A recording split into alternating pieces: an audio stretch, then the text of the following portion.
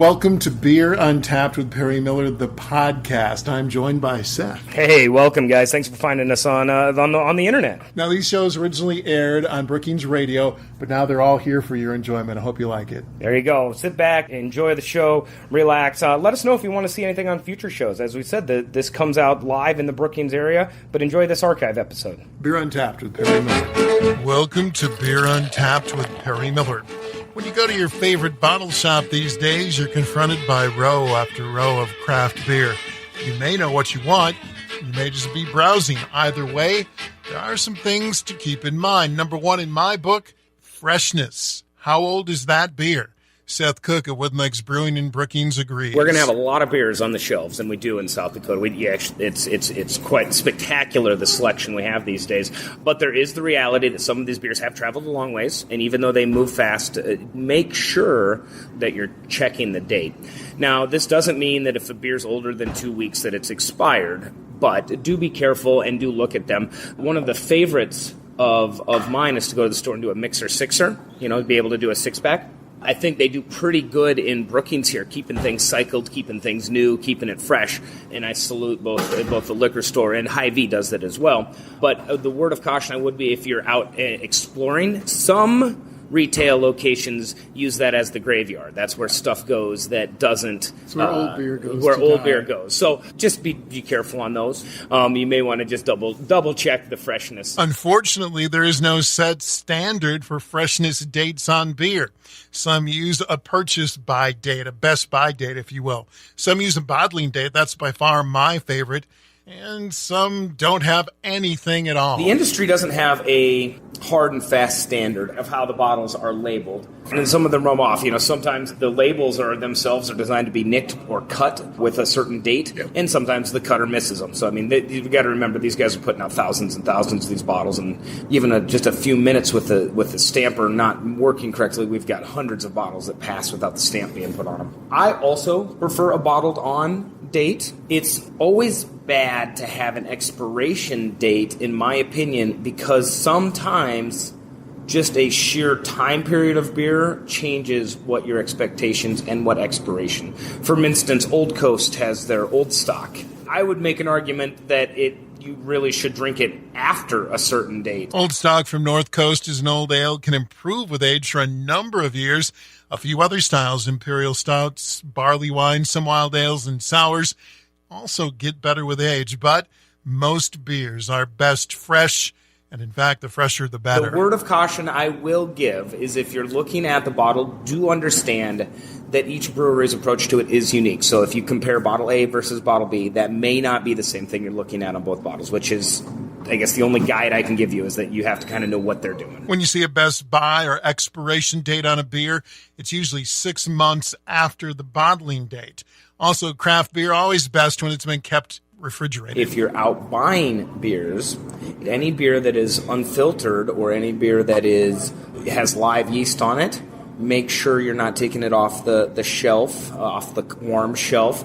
There are some beers that are designed to be tolerant of warm storage, and that's very deliberate by the brewers. Think of some of the really big brewers, and they do a lot to make sure that you have shelf stability. But I can say honestly that any single beer that you go to drink will be better if kept in cold storage the whole time. More when Beer Untapped continues in a moment. Buy me a beer, boys. Buy me a beer. Here it is, Saturday night, and my baby, she's not here.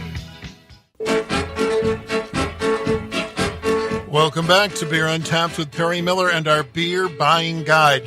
We've talked about freshness and keeping beer cold. Every bit as important, according to Seth Cook of Wooden Legs Brewing. Keep that beer out of the light. Any beer that comes in a clear bottle, it would benefit you to buy a full case of them that is fully concealed as opposed to a broken six-pack. A good example, and this is kind of a fun experiment if anybody wants to try it, is to go get a case of Corona. Make sure it's cased, make sure it's covered, or Heineken, or any light bottle, or even one of my particular favorites, get a case of Grain Belt. And that comes in a clear bottle. Take that grain belt from a case, make sure you don't get any light on it, take 1 or 2 examples of that, and let those sit even in the sun for as little as 10 minutes. They don't even have to get warm, but as little as 10 minutes, and then do a taste test comparison versus it. And there is a difference in taste if something has been exposed to light, so it will be light struck. And beer that is light struck can develop some very nasty flavors. And be aware, many craft beers are unfiltered. They can develop chunks over time. Some people call them floaties. They won't harm you in any way. Some beers have them even when they're fresh. There are some beers that will have a sediment on the bottom. That's not always a bad thing. People will hold it up to the light.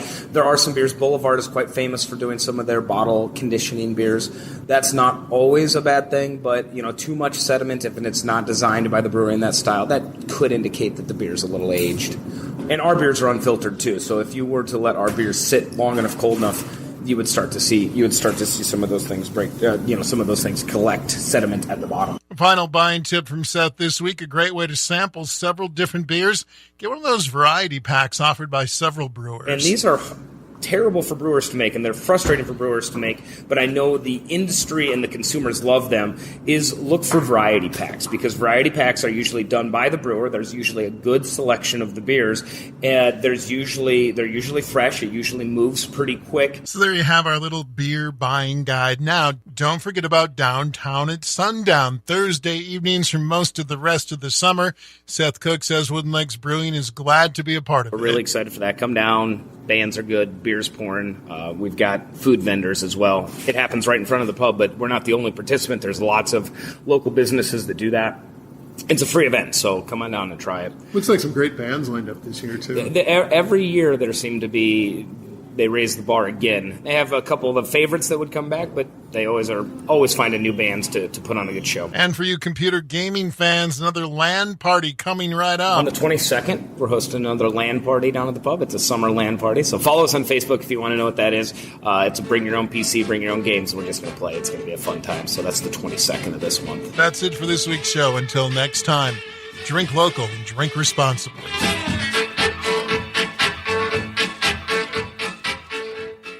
Thank you for listening to this archived edition of Beer Untapped with Perry Miller. Feel free to listen to other episodes, and if there's anything you'd like us to talk about on a future show, please let us know. Thanks again.